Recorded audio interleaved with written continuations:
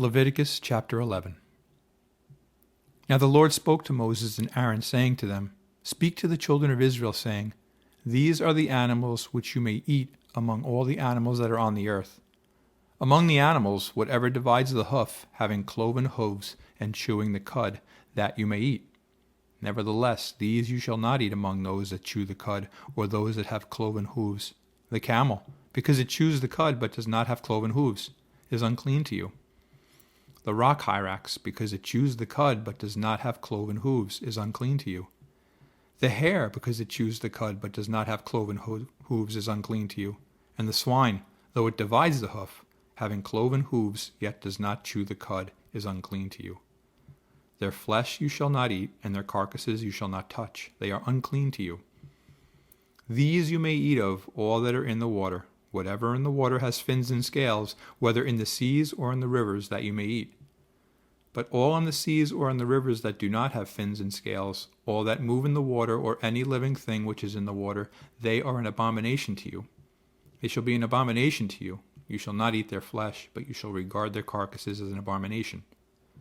Whatever in the water does not have fins or scales, that shall be an abomination to you. And these you shall regard as an abomination among the birds. They shall not be eaten. They are an abomination. The eagle, the vulture, the buzzard, the kite and the falcon after its kind, every raven after its kind, the ostrich, the short-eared owl, the seagull and the hawk after its kind, the little owl, the fisher owl and the screech owl, the white owl, the jackdaw and the carrion vulture, the stork, the heron after its kind, the hoopoe and the bat. All flying insects that creep on all fours shall be an abomination to you.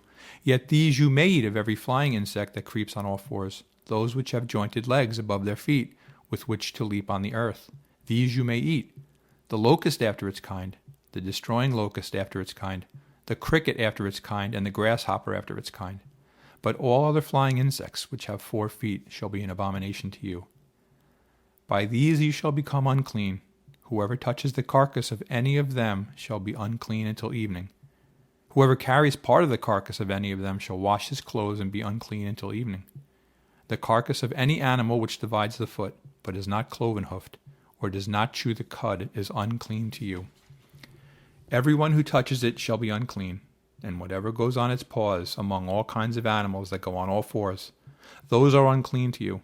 Whoever touches any such carcass shall be unclean until evening. Whoever carries any such carcass shall wash his clothes and be unclean until evening. It is unclean to you.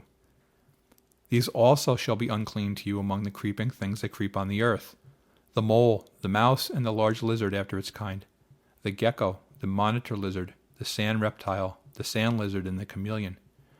These are unclean to you among all that creep. Whoever touches them when they are dead shall be unclean until evening.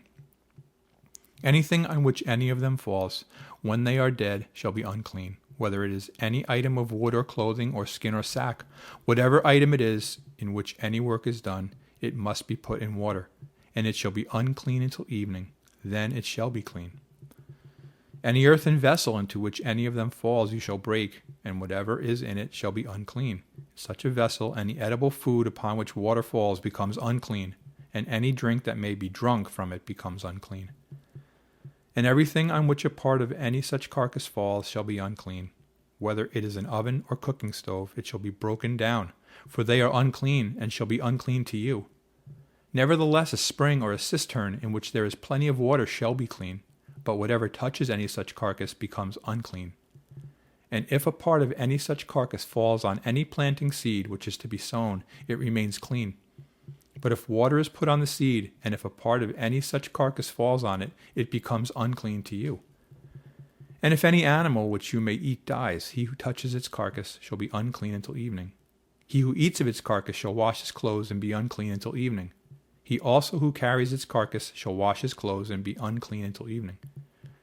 And every creeping thing that creeps on the earth shall be an abomination. It shall not be eaten. Whatever crawls on its belly, whatever goes on all fours, or whatever has many feet among all creeping things that creep on the earth, these you shall not eat, for they are an abomination. You shall not make yourselves abominable with any creeping thing that creeps, nor shall you make yourselves unclean with them, lest you be defiled by them. For I am the Lord your God, You shall therefore consecrate yourselves, and you shall be holy, for I am holy. Neither shall you defile yourselves with any creeping thing that creeps on the earth.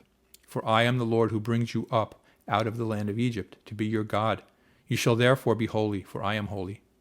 This is the law of the animals and the birds, and every living creature that moves in the waters, and of every creature that creeps on the earth, to distinguish between the unclean and the clean, and between the animal that may be eaten and the animal that may not be eaten.